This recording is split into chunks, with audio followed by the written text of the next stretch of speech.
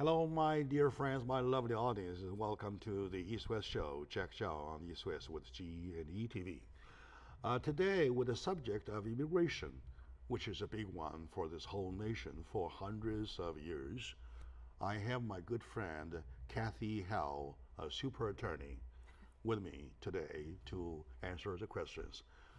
The questions being a lot in profusion. Ever since the President Trump administration and Trump himself declared his and theirs immigration quote-unquote reform plan.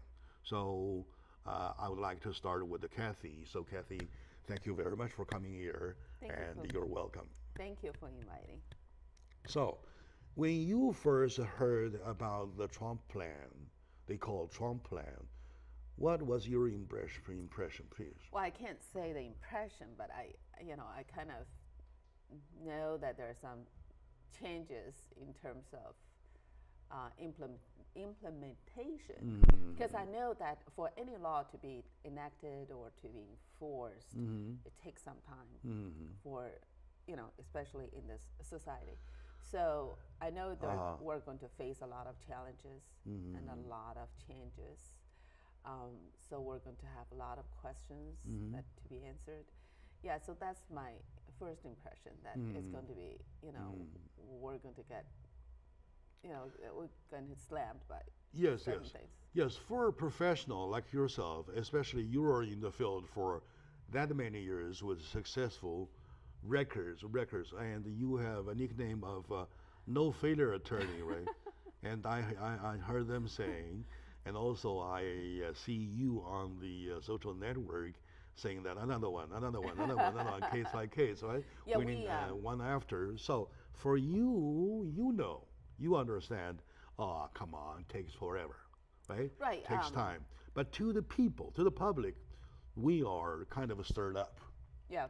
We lost. So well, there are a lot of categories in immigration, and we do a lot of business-related, employment-based. We do a lot of those kind of either work visa or green cards, and we select clients very carefully. So that's why the successful rate also depends on, we're not taking every single cases.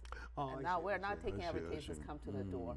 So we select clients very carefully, and so that's why we have very high successful rate. I think that's, and also the clients' backgrounds are, they are qualified, and we just do a great work.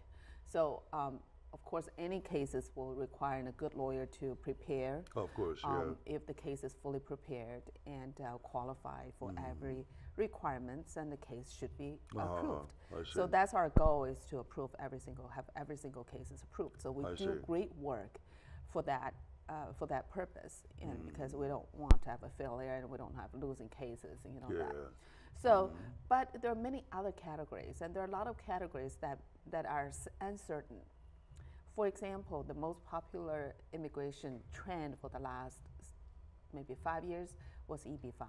EB-5, yes. EB-5. So we all know that case, that category is going to be affected. We know that, so it's going to be affected because it's number one is a pilot. Regional center program is a pilot program. So the pilot program, by definition, is not a permanent. That means it's temporary. It's a pilot. So it's a pilot. So it's a testing tool for that category, and that's been going on for the past 30 years now. So and has been going on, in full force in the last 5 years, and this year is getting a little slower. So we know that that because of fraud issues, and that category has been very difficult. It takes a long time, and there's no time limits for immigration offices to approve or disapprove or question any cases. So a lot of cases are filed and will not hear anything for 2 years.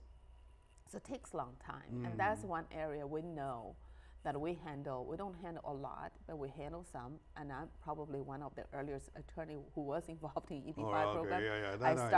I started to write articles about that since 2006, so it's been almost 10 years to do that. So we do some, but we don't do a lot. The reason being because it takes a long time. It's very you're selective. Yeah, very selective, and it's very and we cannot control a lot of elements of the whole process. We cannot control regional center. We cannot control the source of fund that clients may have. So there are too many uncertainties for that categories, and I know because of the overwhelming amount of fraudulent cases filed and being prosecuted in the past maybe 3 or 4 years.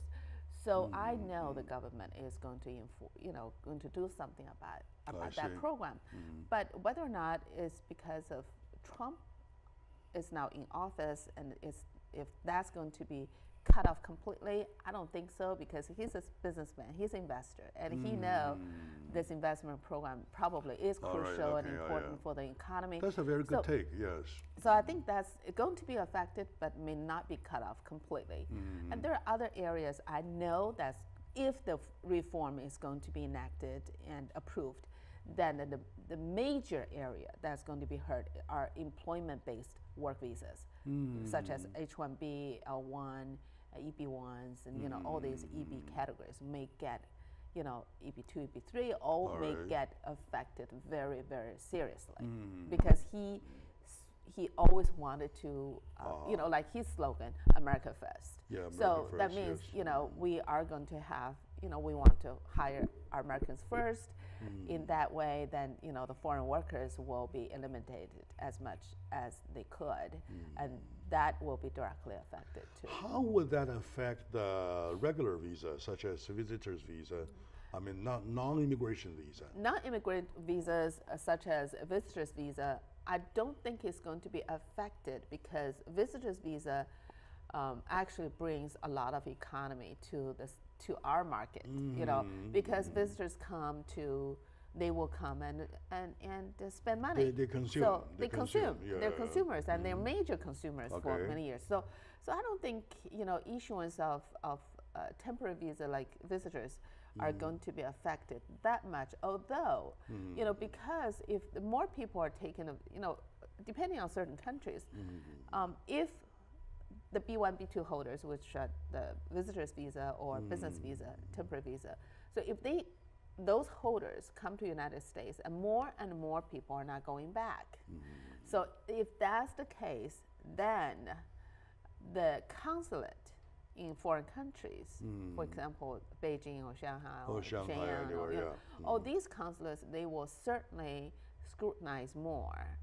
But I don't think they're going to. They will tighten their. They will tighten the approval process. In other words, they're going to see if this person is single, if this person has a tendency to stay and not coming back, if this person has sufficient fund, and if this person is going to be a burden of public in the United States if they stay. So they're going to look more into those backgrounds and for the approval. But I don't think the total quantity are going to be affected, for the visitor temporary visas. And how about other visas, like say, I don't know where they belong to, but I know there are lots of marriage fraud. Okay, there are a lot of marriage fraud. Yeah, yes. marriage fraud. There are a lot of marriage fraud. Right. Remember about over a year ago, there's a father and daughter based in Pasadena. They're not lawyers, but they advertise as immigration services. So they probably facilitated about 300 fraudulent marriages. I actually had handled a few cases after they were arrested. Some of my clients were their client, arranged marriage by them. I see. And for example, like some cases, the other spouse is drug addict, and the driver's license has no definite address. The address is actually drug rehab address. Or sometimes they have missions. They are in a mission. They don't have. They're homeless basically. I see. So they would connect people with those people and pay some money to the parent, to the people, that's terrible. and then they give a little money to those drug addicts, and then the drug addicts get some cash, and they would agree to take pictures and have this fraudulent. It's really egregious kind of make me sick kind of fraud. But yeah, there are a lot of, and another categories are those. Maybe they get married, for the American citizens, they got married in good faith. It's a bona fide marriage, and then it didn't work out within the time period. Okay. So then that's another thing. Then there are issues with that, and another intent was fraud. When someone in foreign country married to a U.S. citizen with intent of coming to here and abandon the marriage. There are a lot of those. But what I can say that for those are called immigrant visas. Immigrant visas, especially through marriage and through family, meaning, husband and wife of American citizen or permanent green card, or sisters and brothers of American citizen or green card holders, or children of American citizen or permanent resident. Those categories usually are not going to be denied if they have sufficient financial sponsorships and that. Generally, the only way that they can be denied is, number one, apparent fraud, which you can tell that's not real. And number two, the sponsor does not have financial resources to sponsor them, and those people are, likely to be in a public charge in the United States, and those are the cases are not going to be easily approved. But in general, they're one of the easiest cases to get approved because there's no skills. It's not like what we do, business-related, employment-based, and a talent-based. It requires a lot of language and skills, and to do that, not everyone is qualified to do that. For marriage, anyone can do it. Any of the immigration services, or whoever label themselves as immigration services and not lawyers, they can do it. That means everyone can do it. You can do it yourself. You don't have to don't have to go through any professional services, or you don't have to go through lawyers, because they're just simple forms. I see. Does not require any packaging, does not require language, does not require anything. So that's what we do. We don't do a lot of those, but we do whenever families and friends of clients will come over to us, and we do those things because they're just so easy to do, and then they're easily to be approved. What we're proud of are the ones that requires real skills, and Not only you're proud of yourself, I'm proud of you as a friend, because I see this the zero failure record, which is really, which is never seen anyway. Well, we usually provide great services to clients, and we tell clients if the case is not very promising, we tell them ahead of time. All right, let's take a break, my dear friends, my lovely audiences. When we come back, we'll continue with Kathy Hao, a super lawyer in my eyes. Stay with us. We're talking about immigration, please.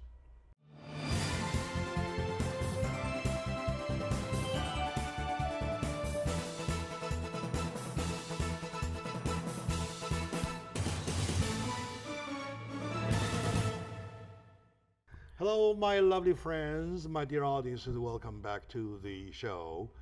You, ladies and gentlemen, we're talking about immigration versus the Trump immigration plan. I see some hopes in the plan, and I see some problems in the plan, and lots of people see lots of confusions in the plan. To clarify, I have my friend Kathy Hao, an attorney at law, a super attorney, to answer those questions, please. Kathy, welcome back to the show. Thank you. All right, good. We know that when you started talking about investment immigration, that whole area, though, EB-5, right? That itself needs a lot of screening. Oh yes. Right? What I can tell you that the EB-5, the department head of EB-5 section in United States Immigration Services was actually transferred from a fraud division of, I don't remember if it's FBI or SEC. Basically, those, that means, the government is really trying to emphasize the screening process as whether or not. That's why, also why the sources of fund are so crucial for a client to know that you can't just, come up with $500,000 and not showing where the money come from. And the United States are going backwards of many steps as where you actually get the money, whether the money is coming from the lawful source. So yeah, that is an area that United States government has been playing a great emphasis on. It is quite a smart way, and it is a way that I support. I feel more comfortable if the government asks questions going backward, right? Where did you, how did you get this $500,000? Correct. Yes. Okay. A lot of people say, "Oh, I sold one house." That's okay. And you sold one house, but where did you get the money to buy the house? Well, yeah. Where did you get the money to buy the house? So they go backwards a few steps to make sure that money is from lawful source. So that's one of the most difficult part. For a lot of Chinese nationals, and which are used most of the quotas, a lot of Chinese nationals in China, the system does not have a complete system like we do. People would pay taxes to show their income every year, or for business they pay certain taxes to show how much the business actually generate. There are a lot of cash deals, so a lot of people have trouble to bring really. Let's not stop there, okay? If the applicant says that I sold a house to get $500,000, and then I got to prove which money I have to prove, so whether or not it's from parents. If it's from parents, where did parents get the money from? It was a gift. Yeah, but who gave you? Who gave you the gift? And the person, where did the money come from for that gift? From that person. Right, so they go back. Would us, immigration, from our end, going backward that fast? That's what, for us, for attorneys, for us, we always ask them to prepare a detailed, or help them to prepare a detailed source of fund report. I see. So basically, then the immigration officer will look very clearly and step by step where the money comes from. They will see.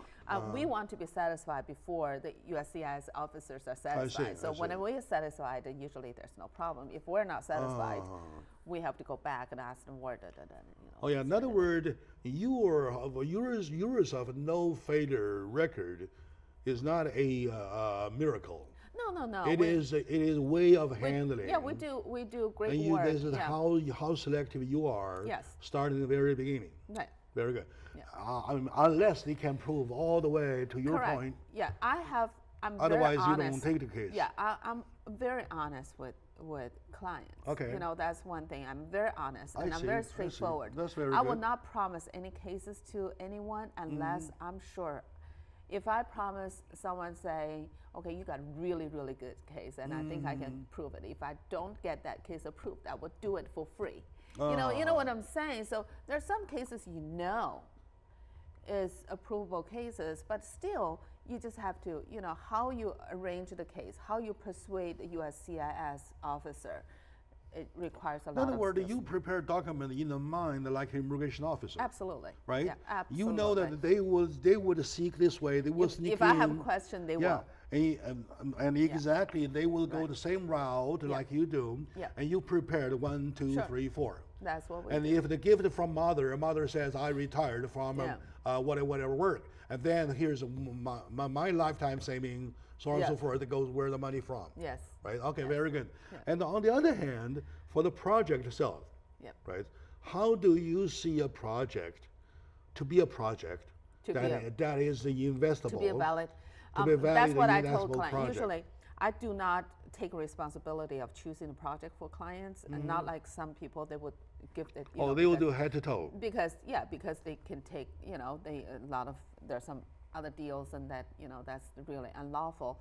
I'm very straightforward with the client, and I usually give them a few choices that I believe, because I've been doing this since the very beginning. I mean, I've been doing this since the first 50 lawyers that formed the Investing US organization to do this. So, and I'm the first few lawyers that paid the money to pay a lawyer to lobby in a Congress to extend this program. You're the initiators. Yes, since 2006. You're one of the initiators. Right. Yes. So I've seen this, and I've seen a lot of regional centers come and go, up and down, but there are a few that have been there for a while. So since I've been doing this since the beginning, and till now, and I know how long each project has been there.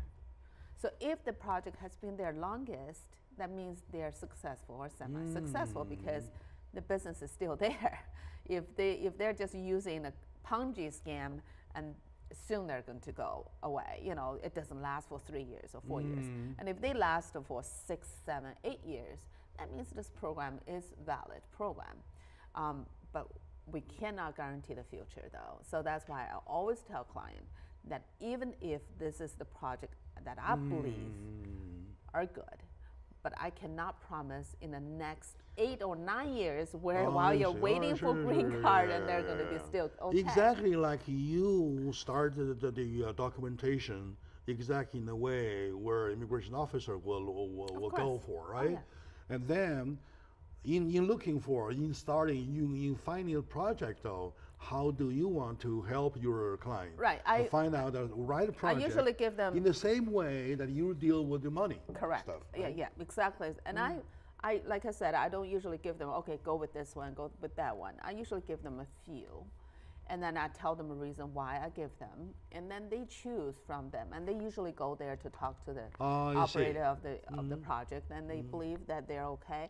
But I also tell them, for EB-5 now, it takes so long. It takes minimum 7 years, and up to 9 years to get temporary green card.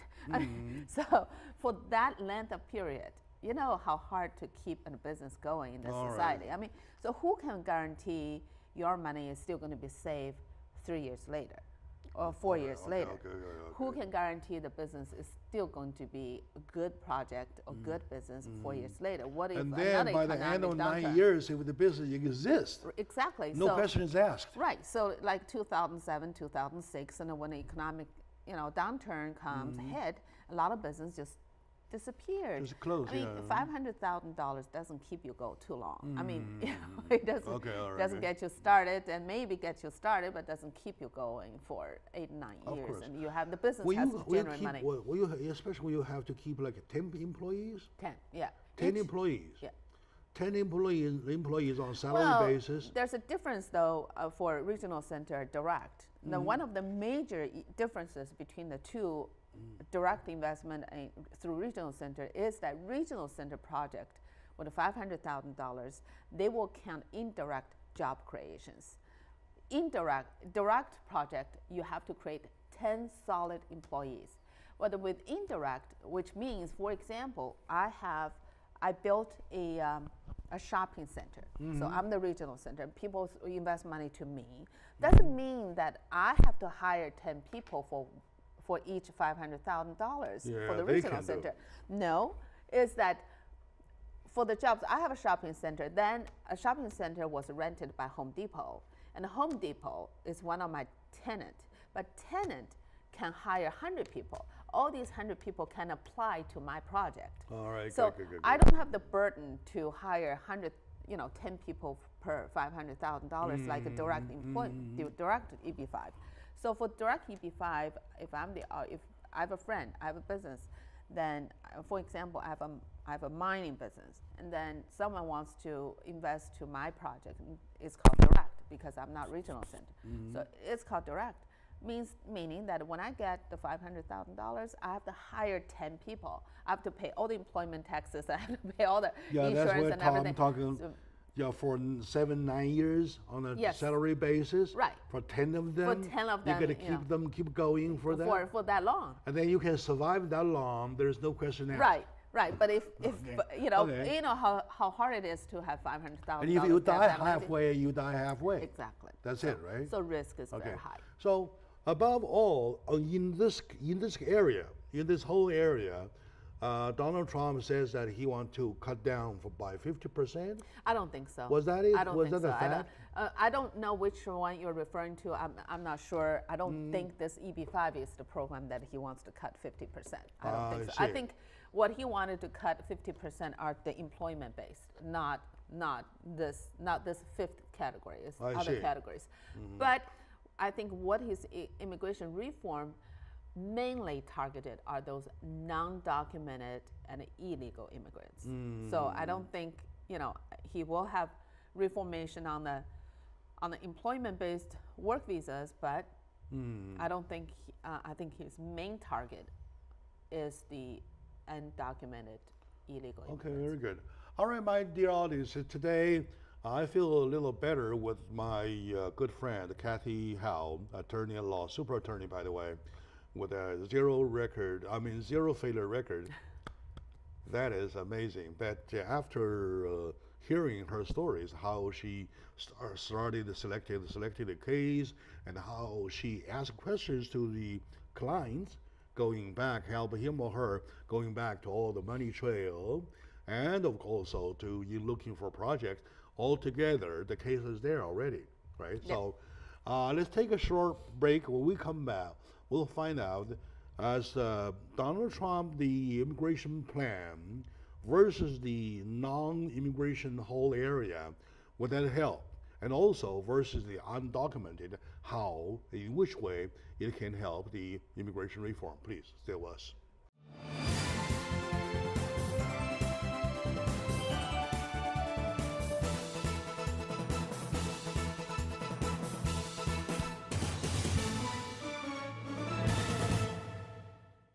Hello, my dear friends, my lovely audience. Welcome back to the show. Today we're talking about immigration, a big subject, which is the biggest probably for this whole nation.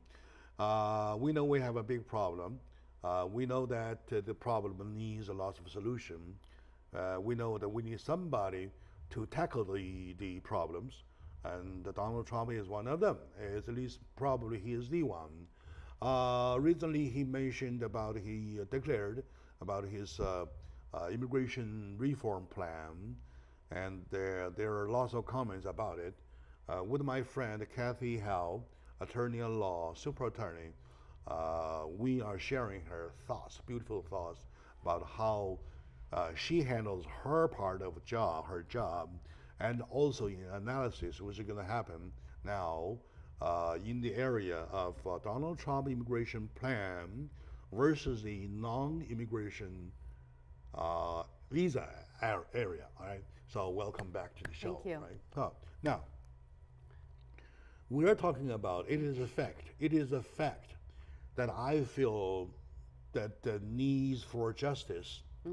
Lots of people comes here with no sounding business reason and decided to stay and overstayed. And they become the unstable elements of the society.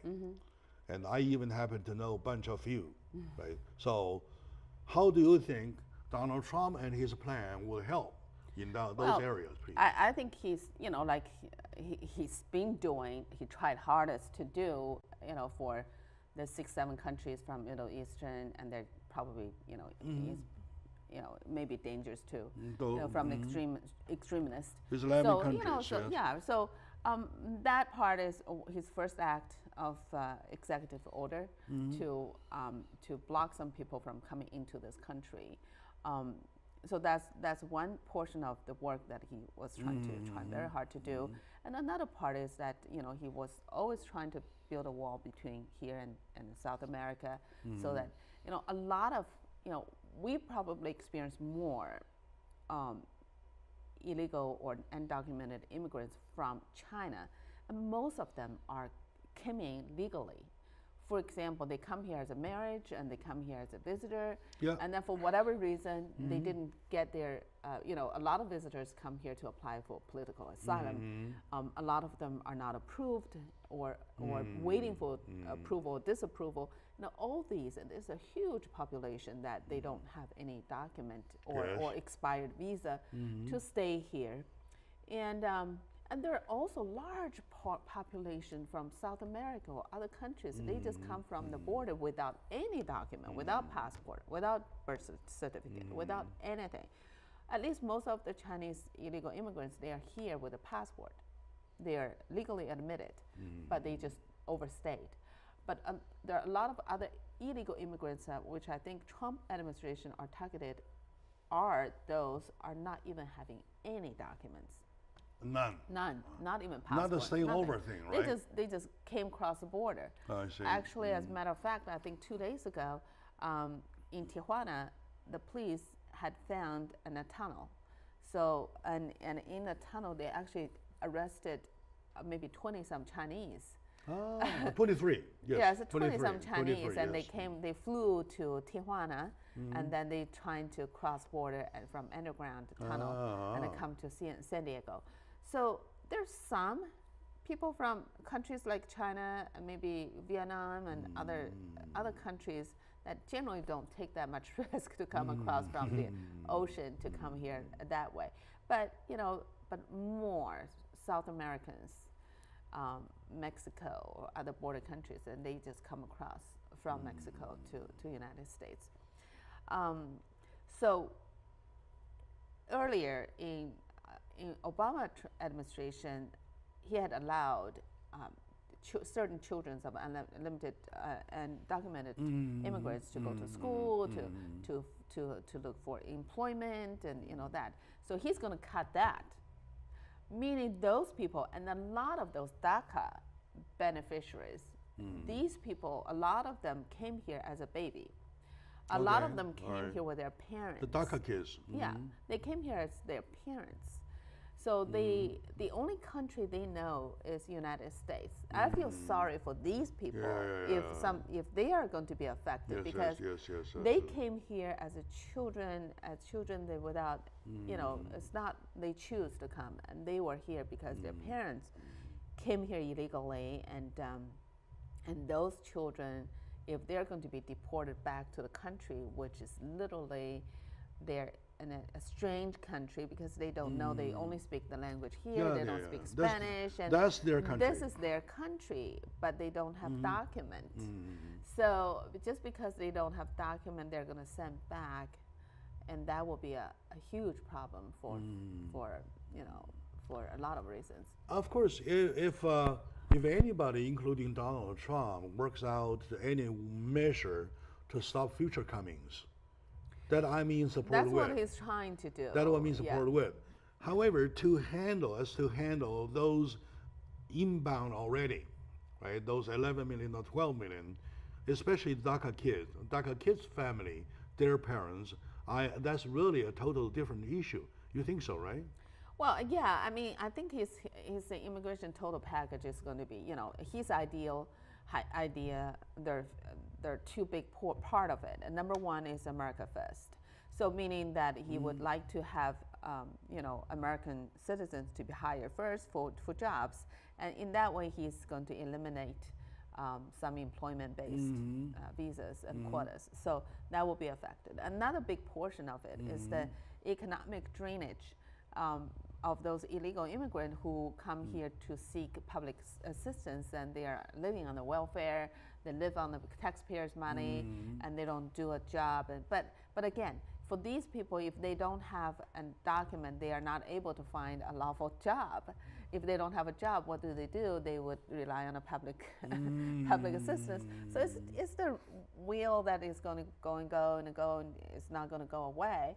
I don't think, the president is only going to be there for 4 years, and then I just don't think that, major law is going to change. I think the law is going to be pretty much the same, and it's just the implementation is going to be changed dramatically. In other words, it takes time. It takes time. All it is left only a message, right? Yeah. So message delivered. Oh, this is where Donald Trump and his administration is going. Like he has the power to issue executive order, but then the law is still above him. And if executive order didn't go far, and plus we don't have the money resources, manpower resources to actually deport them.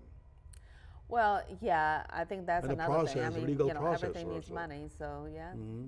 Legal process. Yeah, and legal to your process knowledge, understanding the current procedure to successfully lawfully deport one, and how much of the process does it need to go? Well, it really depends, and there are illegal immigrants or deportable or immigrants, and there are a few areas of people, they're floating everywhere. So some of them, for example, they know their visas are denied and they are asked to leave the country. Okay. And for these kind of populations, they have the freedom to live and stay underground, and so no one knows, and they can still stay, and they stay here, and nobody's going to do anything if they don't have, people drive without driver's license unless they have traffic tickets. They may be caught because and that's one population.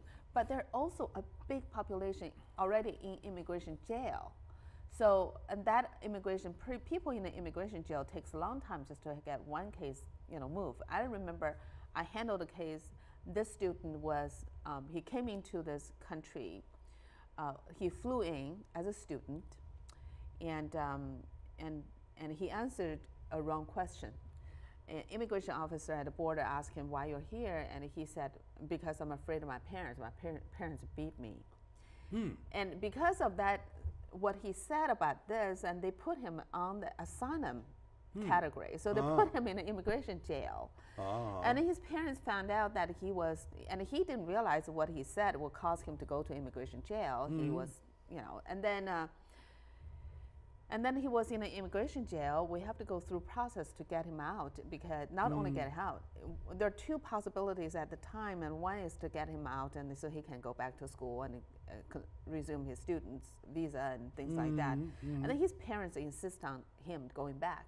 So his parents didn't want him to stay here. I see. So his parents wants to, okay, we pay the flight. We don't have to have government send him back. We want to pay that. So if you can just let him leave the jail and come take another flight and come back, that's not possible. Oh, that's not the possible. Government would not even want him. No, government has to go through the hearing, has to go through the process, and the whole 9 yards. They have to complete the entire process. So, and then they have to coordinate with Chinese consulate here in Los Angeles for the next flight, and things, and So it's a nightmare for the family, and he was in jail for about 6 months, just waiting for the process. So it takes a long time, even with the ones they voluntarily wants to leave. I see. So it's going to take a lot of time. Let alone we have 11 or 12 million. Yeah, and there are some of them, I have other clients who had a criminal record and has a green card, but they went to USCIS they have something coming up, and they have to go to immigration services for an interview or for something, and then, he was arrested right there. Right there in immigration office. For what? This after Donald Trump got in the office for his criminal record. So he had a criminal, even though that he was exonerated. I mean, he was dismissed in the end, but he has a criminal record. But because of the criminal record, and that record is deportable crime. So technically, before Donald Trump was in office, it would be okay. He would never be deported. He would never be arrested. But because Donald What kind Trump's of crime? I would not say that, but it's a felony. I see, it's a felony. So, okay, so anyway, and so he went to USCIS to take care of his immigration need, and then he was arrested there, and he's been there for 8 months now. In jail for 8 months now? Yep, just could not get a hearing. Oh my God. Yeah, it takes a long time. All right, my dear friends, my dear audiences, welcome to this show. Today we're getting lots of information from my friend Kathy Howe, attorney at law. Let's take a very short moment now. When we come back, we want to put everything together. We want to look forward to see how we want to get our immigration subject, the big problem, taken care of, good for once for all, forever. Can we? Stay with us, please.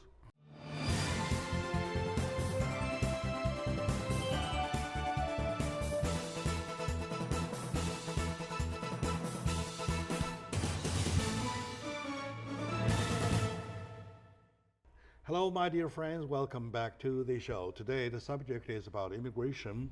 My guest, my VVIP, is Kathy Howe, attorney in the law, wonderful attorney of no failure record, super attorney, I call her, sharing her beautiful thoughts, beautiful minds, beautiful take about U.S. immigration and her own way of handling cases, and using some sample cases to indicate how you want to take care of yourself, right? Like that. We were at a point about guys legally staying here only with some criminal record in dealing with immigration officers might get a chance of getting rearrested. Oh, yes, right? yes. Very interestingly, for the particular case, I handled the immigration cases years ago. I handled the family immigration cases, and I handled the criminal cases. And criminal cases that at the time he had a few counts of felony, and I got him down to one, and he didn't stay in jail for 1 day. He was not even in jail. That's in federal court, and he was never, he was never in jail for 1 day. I mean, even with the sentencing, he didn't get a day in jail. So, but interesting enough that he is a lawful, permanent And it's not a violent crime. I mean, it's not he was young, he made a mistake. But, very interesting comparison is that he had a felony crime. He was not in jail, okay? He did serve community service, but he was not even in jail for the crime itself. But he was lawful, he finished his school, he had a job, he's married, he's fine. He's not harmful to the society. And he just went to USCIS he got married. I'm not sure what he did, and he didn't, he was handling himself for whatever immigration need he went. And then I got a call that he was arrested there. So, right. But I'm sure he's going to be fine. He will be released, but it's just the process. But he's staying there for 8 months already. I know, because he's waiting for the hearing, and it just takes so long just to get the process going. Oh, yeah. It's right. not because he was sentenced to jail, but he was sitting there waiting. But that record was exonerated, right? Well, it's going to be, it's not, he was dismissed, but he was convicted for one count. Oh. So he does have a criminal record for one count. Oh, there is one. He was facing 6 counts of serious felony, but he was only convicted 1. But before prior to Donald administration, he would be okay. He would not have a chance to be arrested at USCIS office, but this time, yes, he. So altogether, for those folks out there who are not documented, what do you recommend them to be well, number better one, off doing, not doing? You have to be lawful, residents, and if you want to stay in this country, you can't just think about con people, do any crimes. So you just got to stay low and obey the law. That's the basic any human being should do. But if you happen to have a criminal record, I would advise that you hire a lawyer to go to immigration offices for anything. If you have to do an interview, you hire a lawyer to go with you. And if you have, some undocumented immigrant, they marry to U.S. citizen. If they marry to U.S. citizen, then they have to go through an interview process. So I would suggest to hire a lawyer to go with you in case something happened. Number one, immigration officer can ask you any question. Let me ask you one thing. The guy who you just talked about now, if at that point that you were with him, I don't think he would be put in jail. Would you help prevent a situation that he's in jail? Yes. You can get him out, and we'll talk about that later. So let me take him away. Yeah. Like that. Yeah. You would. Yeah. Oh, good. Yeah. So and a lot of times. At least there is a way to go, right? Absolutely. And a lot of times, even for simple interview, I would suggest lawyers to go with, because a lot of times immigration officers would ask any questions they want, private or not private, necessary or not necessary. They can ask any questions, and if any question you stumble in any answers, and that could cause a problem. So if lawyer is there, and if my experience, I would object to certain questions, and I would tell them stop asking those questions. So I have the power to ask them to stop at a certain point. I see. I'm not going to interfere in their job, but certain questions I know when they should stop and not asking anymore, or certain questions they should not ask.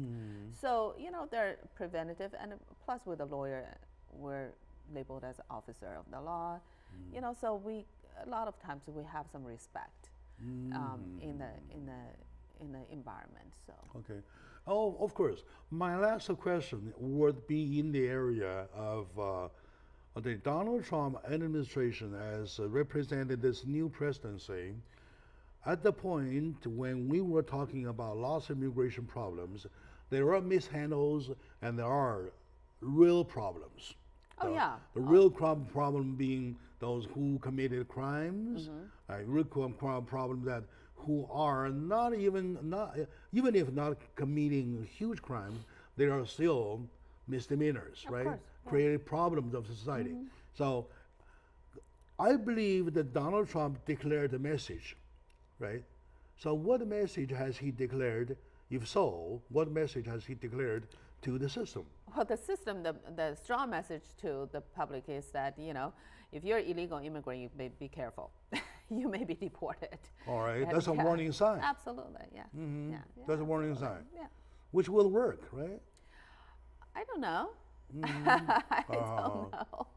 As attorney, do you feel that what Donald Trump is doing is in favor of your work, or is opposite way? It's hard to say for me because I don't handle any of the low, DACA, or I don't handle any non-immigrant matters. I don't handle those things. You handle high end, right? Yeah, I do mostly business related, and I do some family related, but I do mostly business related, talent related. How sensitive is the system in handling about the marriage fraud? Well, marriage fraud. Who marries somebody here, and then trying to go a fast forward train to get the green card? permanent green card by applying the law, for example, claiming the husband to be abuser. Well, the only way, or whatever, or domestic violence, so that automatically she gets a green card. No, it's not automatic. That I can tell you. Oh, yeah? It's not automatic. I've handled some cases on both sides of this kind of cases. They're just become not a regular family kind of cases. They are immigrant visas.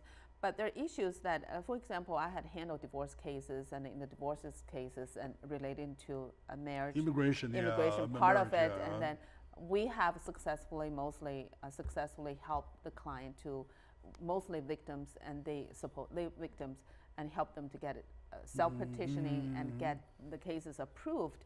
But on the other hand,